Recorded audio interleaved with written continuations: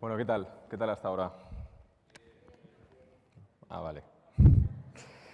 Bueno, a ver, llega mi momento favorito, no solo porque esté en un escenario, que sabéis que me gusta más que un tonto un lápiz, sino porque voy a tener el privilegio de poder charlar, de hacer un poco como hacen las parejas que llevan mucho tiempo, ¿no? Que después de hacer cosas en privado, pues necesitan que alguien les mire.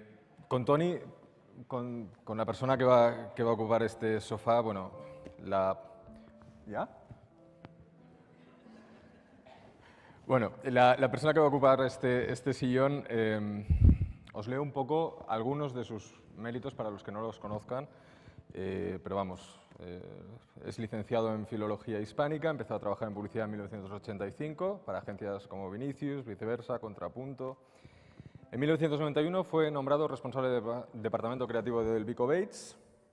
En el 96 fundó SCPF, su agencia, donde ha conseguido 13 Leones de Cannes, más de 80 premios en el Festival de San Sebastián, 5 grandes premios, varios premios EFI y Laus, etcétera, etcétera. En 1989 consiguió uno de los 2 únicos Grand Prix españoles en el Festival de Cannes. Ha sido jurado en el Festival de Cannes, en el DAD, en el Club de Creativos, en el Festival de San Sebastián. Es miembro de la Junta de la Miami Art School en Hamburgo y de la Berlin School of Creative Leadership. En el año 2000, la revista Anuncios la eligió como el mejor creativo del siglo. En 2007, la revista Shots le seleccionó como uno de los 100 top creative minds del mundo.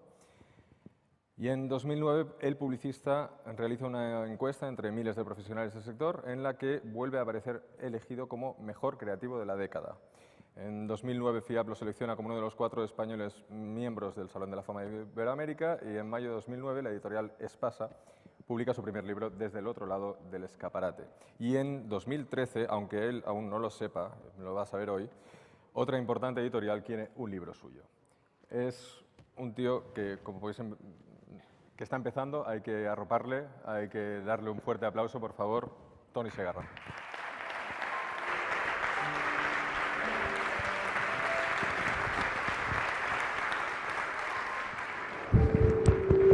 Qué bien.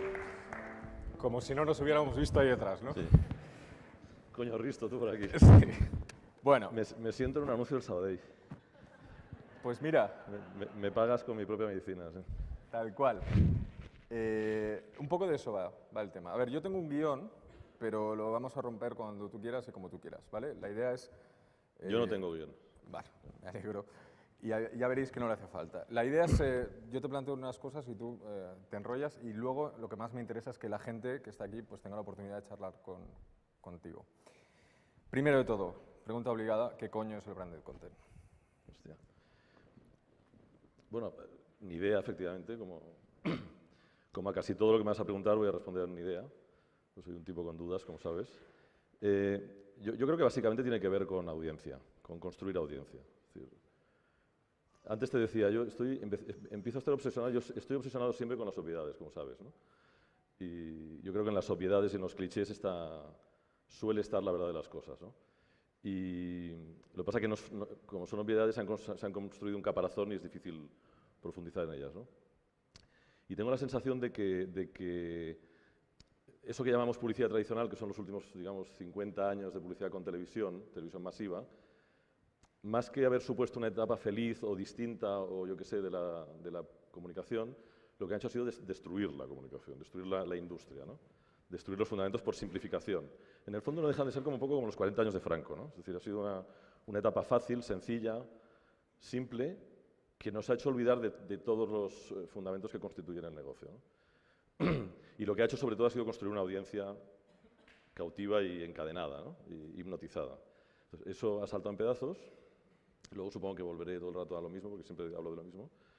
Y me parece que el branded content lo que tiene es el interés de reconstruir esas audiencias para las marcas a partir de premisas nuevas, ¿no? Que son pues, la idea de que los consumidores no son todos iguales, las audiencias no son todos iguales, de que hay que segmentar, hay que hablarles de cosas que les interesen para que la gente que te interesa se acerque. Entonces, yo creo que tiene que ver con construcción de audiencias, con una nueva manera de construir audiencias que, digamos, reconstruya lo que la tele, más que la tele, digamos, ese momento de 50 años de simplicidad destruyó, ¿no? Equiparas, me gusta la comparación con los 40 años de Franco. Entiendo que cuando dices simple no es que la gente viviese bien porque había gente muy puteada, sino que fue una época simplista en cuanto a reduccionismo, ¿no? Claro, porque las dictaduras en general, o las ideologías o las religiones, lo que tienden es a simplificar la vida de la gente, ¿no? Correcto. O sea, eso no quiere decir que la vida sea mejor. Pero la vida en libertad es una vida contradictoria, ¿no? O sea, la vida en libertad genera paradoja, ¿no? Entonces, ahora vivimos en un escenario esquizofrénico, paradójico, porque somos más libres. Pero eso implica necesariamente conflicto, angustia, es una consecuencia de la libertad, digamos, ¿no? De ahí el miedo a la libertad, ¿no? ¿Es una vuelta a la relevancia? O sea, ¿necesitamos otra vez replantear la relevancia del sector, de las piezas, de las marcas en la vida de la gente? ¿Es cada vez más difícil ser relevante? Yo recuerdo siempre una frase que tú dices, que es que la publicidad es el precio que hay que pagar por carecer de un producto memorable. Yo lo digo.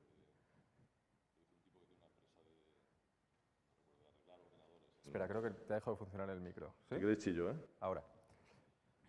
No recuerdo el nombre. Es injusto no acordarse del nombre de un tipo que ha dicho algo tan brillante. Bueno, pero hay un tipo por ahí. Lo haya dicho ni lo haya dicho, porque con el copyleft ya cualquiera tuitea una cosa que ha dicho otro. Pero, claro, una de las consecuencias, o yo diría que la consecuencia más sangrante de esa simplificación de la que hablábamos, es que olvidamos el producto. O sea, durante 50 años, decir se convirtió en algo más importante que hacer. Ha vuelto a fallar, sí. Y las marcas diciendo vendían, con lo cual olvidaron hacer, ¿no? Entonces, realmente, al no tener producto, lo que hago es contar historias de una marca o de un producto para justificar o para diferenciar, ya que el propio producto no se diferencia entre sí mismo. Es decir, es algo, por ejemplo, esa es para mí la gran lección de Jobs, y en cambio es la última que hemos aprendido, ¿no? Es decir, que Jobs empieza a comunicar desde el producto. Decimos, no, es que en el branded content no hay que poner el producto ni la marca porque a la gente no le interesa lo que hacemos. No, coño. Desde el primer segundo de sus anuncios y desde el primer segundo de su web, el producto, porque el producto es el héroe misma, ¿no? ¿Podéis traerme un micro de mano para Tony, por favor? Gracias. No voy a preguntarte si ha muerto el GRP, porque considero que es una pregunta de lo más... estamos todos hartos de que nos lo pregunten y bueno, contéstala si te da la gana. No sé muy bien lo que es el GRP, ¿eh? Yo creo que nadie lo sabe en realidad. O sea, tú ahora te pones a preguntar aquí que calculen el tema del GRP y... De hecho, nuestra profesión, lo hemos hablado muchas veces, ¿no? Se basa en misterios, ¿no? La medición de audiencias, en fin. Sí, pero al fin y al cabo es una medida de impacto. Es decir, al final, el máximo exponente, ¿no?, de la credibilidad de cualquier mensaje antes de lanzarlo, sobre todo, que es de lo que va esto, es cuánta gente va a llegar. ¿Pero eso es garantía de algo? No. No, y de hecho, una de las simplificaciones es la cantidad, ¿no? Y seguimos viviendo de esa simplificación, ¿no? Seguimos queriendo llegar a cantidades de gente cuando en realidad lo que necesitamos es calidades de gente, ¿no? Y hay distintas calidades, ¿no? Yo creo que una de las cosas maravillosas del contenido, lo llamemos branded content, lo llamemos lo que sea, pero que existe desde siempre, no olvidemos a Popeye, no olvidemos que Mafalda, por ejemplo, fue una creación frustrada de branded content, ¿no? Es la posibilidad de las capas, ¿no? La posibilidad de la profundidad. Otra cosa de la complejidad es que ya no es superficial, ¿no? La simplicidad es superficial, la complejidad es profunda, ¿no? Entonces, ahora lo que podemos hacer es llegar al consumidor que realmente nos ama, ¿no? O podemos hacer que el consumidor nos ame, porque tenemos la posibilidad no solo de estar en la epidermis, en ese 20 segundos que apenas puede plantear la superficie de las cosas, sino que podemos ir introduciéndonos, a través obviamente de lo digital, en las distintas profundidades de la marca o las distintas profundidades de la idea, ¿no? Yo creo que esa es una de las grandes ventajas. Y ahí el GRP o el impacto por sí mismo no es una medición en absoluto interesante, ¿no? Antes estábamos viendo ahí en primera fila el caso de Campofrío, extraordinario, la pieza. Tú me has dicho una frase que al fin y al cabo es bastante subversiva en un foro de branded content, que es decir, al final esto es un spot. Sí, claro. Es que últimamente lo repito mucho, pero y antes lo estaba diciendo por ahí. Si el spot no, imaginemos, es imposible imaginarlo, ¿no? Pero imaginemos que el spot no existiera. Imaginemos que un tipo en Silicon Valley, un lumbrero en un garaje de 21 años o de 17, de pronto se inventa el spot. ¿no? Dice, hostia, se me ha ocurrido que para las marcas estaría bien, ¿no?, hacer unas cositas cortitas de un minuto, ¿no?, que encapsulen el concepto de la marca, la esencia, emocionales, interesantes o divertidas, humor, y entonces que la gente, coño, en estos tiempos que hay redes sociales y tal, pues se la pase, lo viralice, y diríamos, hostia, coño, qué gran invención, ¿no? Si es así, es decir, el spot, si conseguimos olvidar, digamos, esos 50 años en que el spot se ha convertido en lo que es decir, una tortura, y nos damos cuenta de la esencia, de por qué ha funcionado realmente durante 50 años, veremos que es imbatible, ¿no? Yo, al final, siempre digo que la publicidad ha generado dos grandes formatos, el póster y el spot. Y son formatos que han realmente ingresado en la cultura popular. Son quizá baja cultura, como diría Fernández Mayo, ¿no?, pero son cultura popular, ¿no? Todavía está por ver que otros formatos publicitarios lleguen a eso, ¿no? El banner o lo que sea, ¿no? Pero el spot y el cartel, la valla o el póster, realmente forman parte del imaginario de la cultura, ¿no?, de este siglo, del siglo pasado, ¿no? Por tanto, yo creo que lo que hay que hacer es reconvertir el spot en lo que realmente es una pieza extraordinaria para comunicar valores de marca, ¿no?, y mensajes de marca. Y para comunicar... Y obviamente Campofrío es eso, Campofrío al final es una idea que surge a partir, o sea, que se transmite o que se encapsula perfectamente en el spot, y luego que tiene una vida extraordinaria más allá del spot, que eso es lo que nos permite lo que llamamos branded content o lo que queremos llamar branded content, ¿no? Hay mucha tontería con el tema de la tecnología. Es decir, todo este rollo de que está cambiando la manera de comunicar, o sea, te estoy preguntando así porque sé lo que vas a decir, que lo digas delante de la gente. Que bueno, que al fin y al cabo el 80% de los vídeos que hay en YouTube tienen menos de 1000 visitas, ¿no? Que si uno entra en los trending topics de esta noche seguramente son programas de televisión lo que la gente está tuiteando, etc. ¿Cuál es tu opinión? Sí, hombre, yo creo que el peligro de la situación actual, con ese aluvión constante de novedades tecnológicas, es que nos interesemos, como está ocurriendo, por la herramienta antes que por el concepto, por la idea, ¿no? Entonces, estamos constantemente tratando de probar estas nuevas tecnologías, estas nuevas historias, tratando de... Yo me acuerdo, siempre pongo el ejemplo de mi abuela, que vivió 101 años, vivió la llegada de la bombilla a su casa, ¿no?, en el pueblo. Entonces yo le preguntaba, ¿y qué pasó cuando llegó la bombilla? Pues una bombilla en el salón, ¿no? ¿Qué pasó? Pues que la encendíamos y la apagábamos. Claro, pues era flipante. Entonces estuvimos un mes encendiendo y apagando la bombilla. Pues yo creo que estamos en esa fase en muchos casos. Aparece una tecnología y encendemos y apagamos la bombilla, ¿no? Y no acabamos de reflexionar acerca de eso de qué nos sirve, qué sentido tiene, qué significado nos puede dar, si en realidad nos importa o no, nos importará o no. Aquí llegamos al gran tema de siempre, que es a largo plazo, ¿no? Estamos en una época de definición o redefinición de todo lo que existe, y en cambio estamos en una época de corto plazo, lo cual es una contradicción absoluta. O sea, las marcas se tienen que definir o redefinir en función de lo digital, por necesidad. Lo digital es largo plazo, por definición. Y sin embargo estamos utilizando lo digital para construir clientes mañana y para conseguir ventas mañana. Esta oposición largo-corto, que gana siempre el corto, lo destruye todo. Entonces, efectivamente somos como es la cola que mueve el perro y no el perro que mueve la cola, ¿no? Para construir ese largo plazo, construir una reputación de marca a largo plazo, y además con todos los ejemplos que en vuestra agencia habéis trabajado, BMWs, Ikeas, etc., ¿es necesario tener una causa en el mundo? Es que cuando estabas hablando me he acordado de Joaquín Lorente, que dice que todo cliente es una causa. ¿Es necesario luchar contra algo o a favor de algo para tener un largo plazo? Yo creo que es necesario tener un producto, que suena banal, obvio, lo que sea, pero es que el 90% de las marcas no tienen un producto. Cuando digo un producto, es un producto diferenciado, que está en el mercado por alguna razón, no porque es igual que otros, ¿no? Ahora mismo lo que tenemos son productos iguales que otros. Entonces, efectivamente, cuando un producto tiene alguna razón de ser, de existir, está en el mercado por alguna causa, se convierte en una causa, ¿no? Porque si no, ¿para qué he lanzado ese producto, ¿no?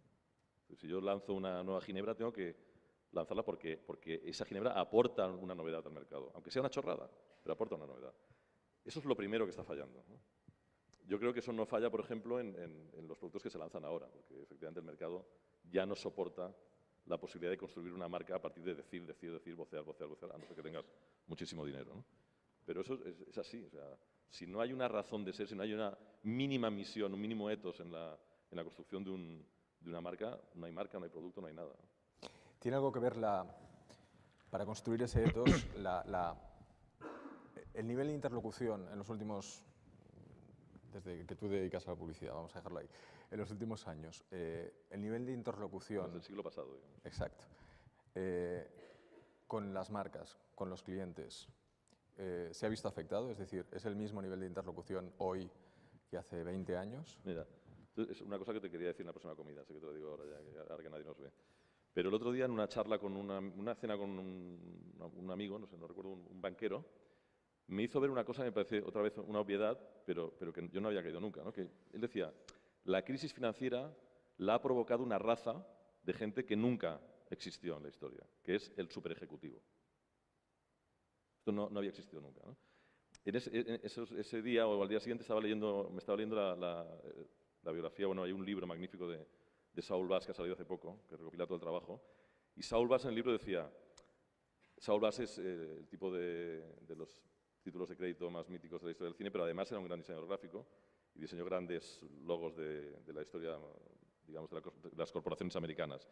Y el tío dice, hay un momento en que me empiezo a encontrar que ya no hablo con el tipo que se ha inventado la marca, sino con unos tipos que han llegado allí, que alguien ha contratado, que no tienen el espíritu, que no saben por qué se fundó la marca, que no lo sienten y con los que no me entiendo, ¿no? Entonces me voy a Japón. Empiezo a hacer marcas en Japón porque allí todavía me encuentro con gente así, ¿no? Entonces, el nivel de interlocución es eso, es decir, uno tiene que poder hablar, si tiene que comunicar una marca, tiene que poder hablar con el tipo que de verdad sienta lo que es esa marca, porque una marca no es transmisible. Una marca, por definición, cuando es una marca, es compleja y contradictoria. Es decir, entendamos que lo complejo es paradójico, es así, ¿no? Entonces, si no hablas realmente con la persona que la entiende, que la siente, que la ama, o que la ha parido, o que vivió con el que la ha parido, o que realmente se la ha creído, es imposible hacer buena comunicación. Absolutamente imposible.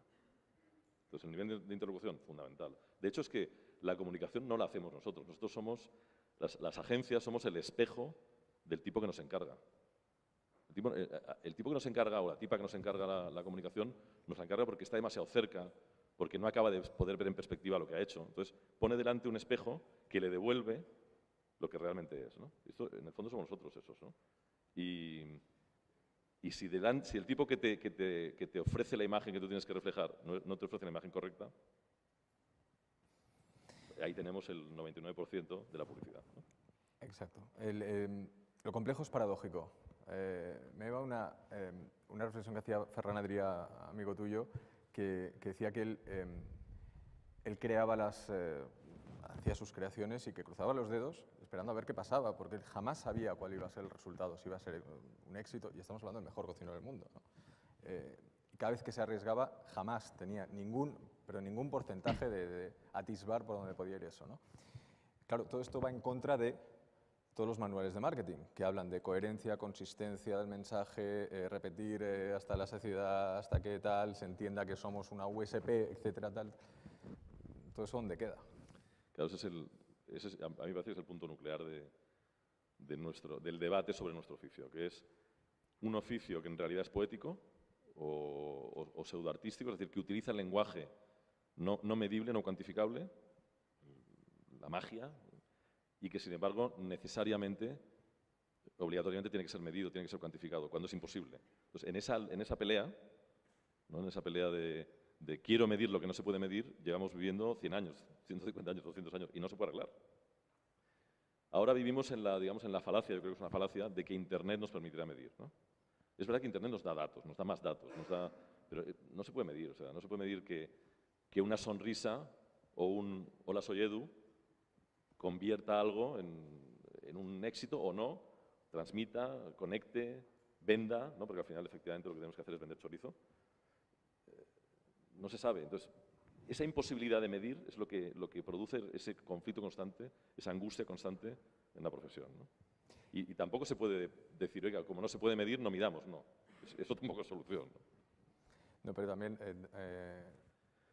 existe lo que Daniel Sonara dice, la pantometría, ¿no? Esa obsesión de que todo lo que no se puede medir no existe, que tampoco es. Sí, o sea, esa idea de la aparición del reloj, ¿no? Que nunca pensamos el día que aparece el reloj en nuestras vidas. El reloj no existía en la vida de la gente, ¿no? Hay un momento que aparece y nos transforma en otra cosa, ¿no? Efectivamente. Eso también lo decías, Daniel, en algún libro, ¿no? Oye, una cosa, hablemos un poco redes sociales, apps, hemos hablado un poco de tecnología. ¿Cómo afecta esto a las estructuras de empresas que estamos trabajando en esto? Es decir, Rei Inamoto hace unos meses hablaba de sustituir arte y copy por art and code, ¿no? Por arte y programador, asimilando que todo es arte, todo lo que sea esa magia es arte, y el resto lo que hace falta es gente que sepa aplicarlo en nuevos entornos, que cada vez son más complejos, cada vez son más atomizados, etc. ¿Tú coincides con esta opinión? ¿Crees que hay que repensar las estructuras de las empresas que nos dedicamos a la comunicación? Bueno, yo creo que más que repensar, vuelvo otra vez al origen, ¿no? Es decir, los 50 años de simplificación construyeron, ahora hablamos de la colaboración, como si no hubiéramos colaborado antes. Es decir, la historia de los 50 años es la historia de la colaboración entre clientes, agencias y productoras y realizadores, ¿no? Hay una historia de una colaboración magnífica ahí, ¿no? Entonces, lo que pasa es que esa colaboración se estratificó, se estructuró, ¿no? Entonces, construimos una estructura, ¿no? Yo creo que el momento actual es el momento de las ideas, lo hemos dicho muchas veces, pero no sé si acabamos de entender. Lo mismo que no sé si acabamos de entender que hemos pasado de un mundo simple a un mundo complejo, creo que no lo entendemos, porque seguimos intentando rescatar lo simple. Es decir, en el fondo, ¿qué estamos haciendo hoy aquí? Estamos tratando de encontrar la nueva simplicidad, ¿no? A ver si la nueva simplicidad es el branded content. No. O sea, si algún mensaje me gustaría dejar claro hoy es, no es el branded content, es millones de cosas. Y no habrá un nuevo modelo de agencia, lo siento, habrá nuevos modelos de agencia. O sea, si estamos en un escenario complejo, es complejo, y vivamos en esa complejidad. Entonces yo creo que la estructura debe ser deudora de la idea siempre. Es decir, hasta ahora las estructuras han creado las ideas. Y las han creado de una manera determinada, en base a una herramienta, en base a una tecnología, en base a una ejecución. Y yo creo que el futuro es de ideas que construyen estructuras. Y ahí empieza la colaboración real, que la colaboración real quiere decir que cada vez colaboro con alguien distinto. No que colaboro, porque siempre hemos colaborado. Lo que pasa es que eso, pregunto, genera una tensión entre la gente cada vez tiene menos tiempo para dedicarle a cualquier cosa, a una marca, a un mensaje o a lo que sea, y por otro lado los mensajes de marca cada vez son más complejos de explicar. Es decir, para enterarte, pasa en los festivales, ¿no? Que tú has sido jurado en muchos, antes dabas al play, veías 20 segundos o 30 y decías, vale, ya sé, esto lo que tengo que juzgar. Hoy por hoy son casos, y los casos son media hora explicándote su vida, que han estado en internet, que han hecho no sé qué y que al final todo esto ha generado no sé cuántos. Y eso vuelve a ser una contradicción, es decir... Bueno, es que el festival, fíjate que al final estoy volviendo siempre al principio, ¿eh? El festival vuelve a ser un fruto de la simplificación. Es decir, ¿cómo se ha introducido el festival de publicidad, Cannes, por ejemplo, en el mundo de la complejidad? Segmentando, haciendo cajitas. Cajitas simples, todas juntas, cuando en realidad esas 24 categorías deberían estar todas unidas en una sola categoría. Porque al final lo que juzgamos es una idea, un caso, ¿no? Pero claro, en la medida en que ellos son un negocio que depende de inscripciones, no pueden, en la lógica del negocio, no les permite reflejar lo que la industria es realmente. Entonces tenemos un festival que es, en realidad, nuestra campaña de publicidad, la campaña de publicidad de la industria en el mundo, que es Cannes, que está explicando una industria equivocada, que es la industria de la compartimentación. Y a partir de aquí, todo lo demás está mal, ¿no? Entonces, los casos, sí, hay que explicar casos, obviamente, pero explicar un caso en un entorno de ideas, ¿no? Punto. No un caso que luego gana en 17 categorías distintas, porque efectivamente es las 17 categorías. ¿Dirías que la materia prima de nuestro trabajo siguen siendo las emociones o algo ha cambiado ahí? No, bueno, es que claro, son las emociones en la medida en que nosotros somos seres emocionales, no racionales, es decir, somos seres fundamentalmente emocionales que en todo caso justificamos luego racionalmente lo que hacemos, lo mismo que el progreso humano se ha construido a partir de intuiciones, ¿no? Que lo que hacen las intuiciones al final es saltar un proceso de raciocinio sin darnos cuenta, es decir, saltar muchos pasos muy complicados y llegar a un sitio mucho más rápido y mucho más brevemente que si hubiéramos tenido que hacer los pasos racionales seguidos. Yo creo que nosotros también somos seres emocionales porque decidimos en base a emociones rápidas, ¿no? Intensas. Y efectivamente nuestro negocio es el negocio de las personas y de llegar a las personas. Por lo tanto, o les llegas por la emoción. De hecho, yo creo que la publicidad no se entiende, la publicidad se siente. Una última cuestión y pasamos a las preguntas. Teniendo en cuenta que estamos en Brandúcers, ¿qué te gustaría que ocurriese aquí el año que viene? Haz una, como gurú, como del sector de la comunicación, ¿qué te gustaría que hubiera ocurrido de aquí 365 días? Bueno, también sabiendo las perspectivas que hay de cara a un 2013 catastrófico, etcétera. Ya. Yo creo que yo soy, como sabes, amigo de las trayectorias y de los recorridos. Yo creo que seguir. O sea, lo primero que tenía que pasar es que Branducers el año que viene existiese y creciese y hubiese más gente muy interesada en lo que está escuchando. No dudo que hoy haya interés, pero gente que no está interesada y que no está aquí, que esté, que haya más casos, que haya más material para discutir. Yo creo que al final se trata de hablar, pensar en común, compartir. Y esto está bien planteado. Lo que hay que hacer es que dure. Muy bien. Pues primero un aplauso.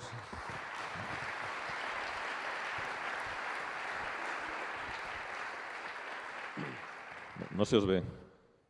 Sí, si podéis subir la luz de la platea y así vemos a todo el mundo. Mira, se acerca ya mi compañera con el micrófono.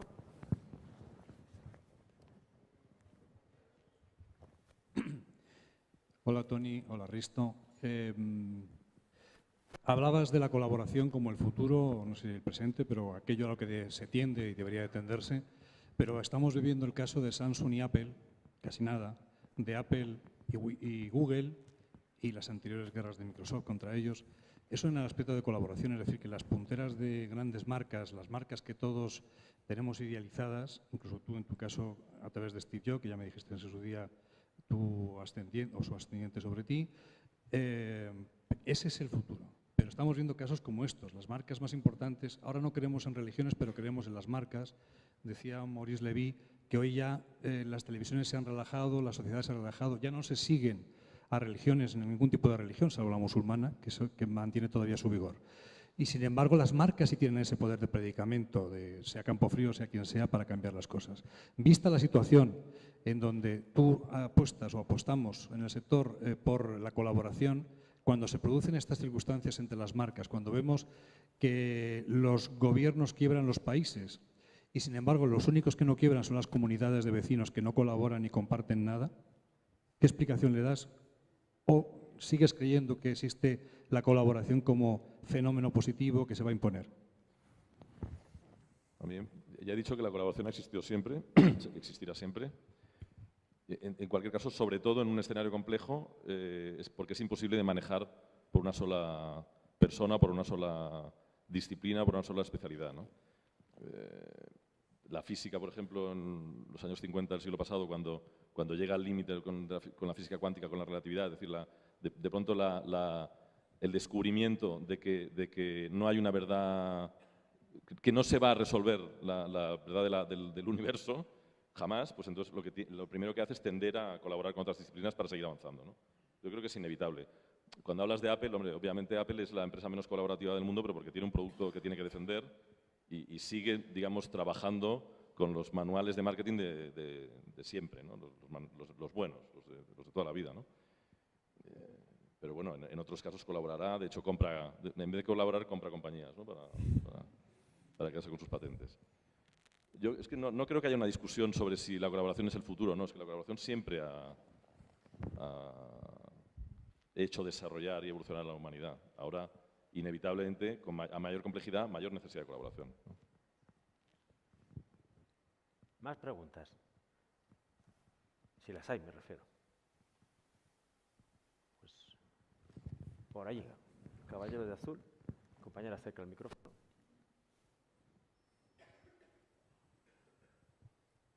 Mira, colaboración, eso es. ¿Lo ves?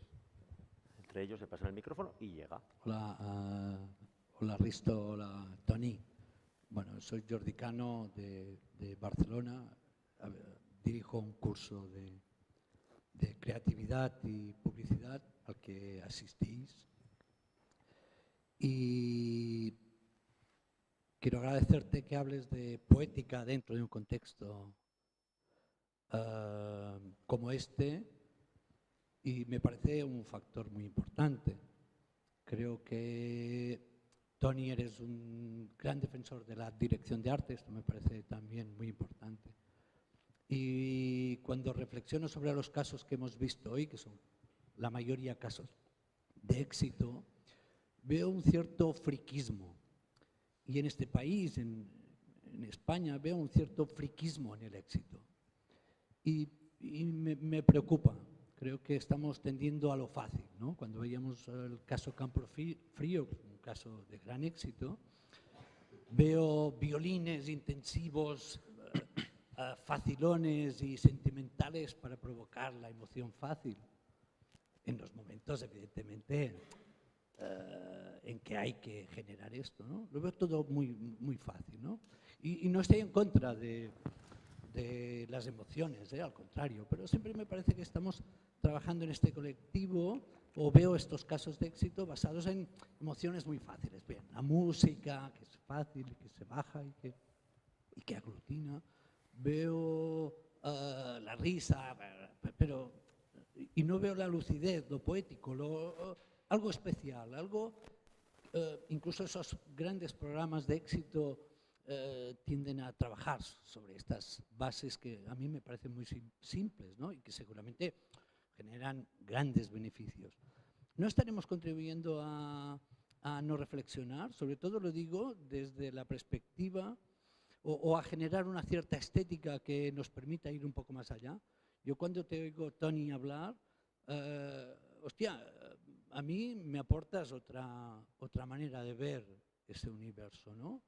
Y cuando te oigo a defender el tono, por encima incluso de lo que estamos contando, me parece que ahí estás haciendo una reflexión. De hecho, SCPF ha sido un modelo en esto, en triunfar con una base estética que a mí me parece mucho más lúcida. Sí. Hostia, quiero decir, estoy preocupado. Ya. Ahí.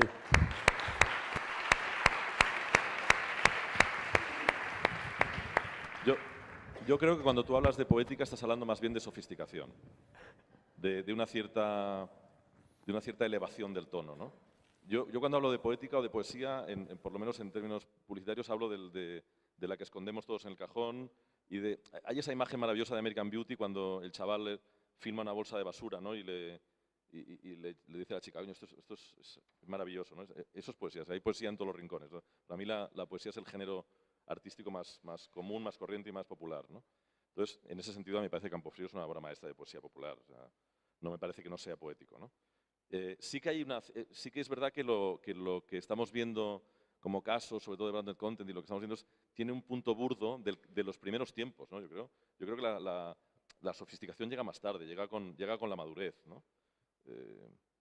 En los spots se llegó a un grado altísimo de sofisticación y madurez que quizás a lo que te refieres con nuestro trabajo. Nosotros siempre hemos sido, digamos, deudores de un espíritu más británico, más intelectual, si quieres, ¿no? A lo mejor somos un poco plastas, ¿no? Y luego hay gente, por ejemplo, a la que yo envidio, pues el señor Arrasmore, por ejemplo, Remo, o tanta gente que tiene esa capacidad de conexión que muchas veces envidiamos. A veces se produce el milagro de la conexión a partir de la sofisticación, ¿no? Pero no siempre, ¿no?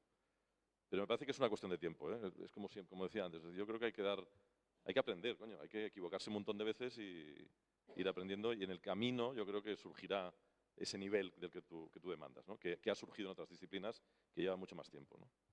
Me reconfortas. Ponemos aquí el punto y final. Un aplauso para ellos, muchísimas gracias.